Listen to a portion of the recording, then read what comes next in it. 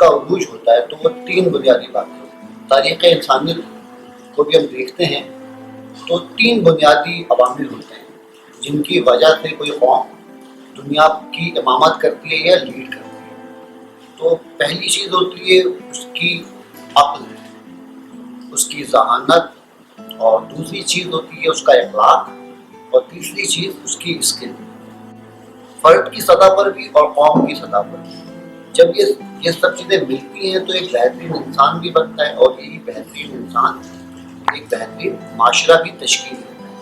اگر ان میں سے اگر ہم صرف اخلاق میں مضبوط ہو جائیں تو ایک مقبوض آدمی کا اخلاق بھی کیا، اور اگر ہم صرف اپنی علم میں آگے بڑھ جائیں تو کمزور آدمی کا علم بھی کیا، اور اگر آپ طاقت میں آگے بڑھ جائیں تو ایک بے اخلاق آدمی کی طاقت بھی کیا، چنگیزی ہے۔ تو ان تینوں میدانوں میں ہمیں خود کفیل ہونا ہے، اخلاقی طور پر بھی، اپنی اسکلز، اپنی صلاحیتوں کے طور پہ بھی، اور اپنے علم کے طور پر بھی۔ یہی چیز ہمیں آگے لے کے جائے گی، اس کے علاوہ ہمارے پاس کوئی راستہ نہیں ہے، کسی بھی قوم کے لیے کوئی راستہ نہیں ہے، کیونکہ قدرت کی ایک تقسیم ہوتی ہے، وہ بہترین لوگوں کو نافذ کرتی ہے۔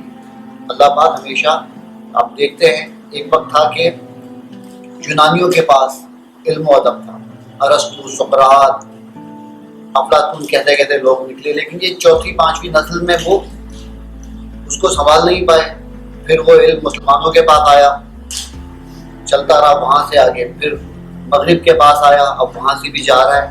تو جو قابل ہوگا آگے امامت بھی اٹھائے گا۔ تو میں آپ کو ایک نظم سنانا چاہتا ہوں،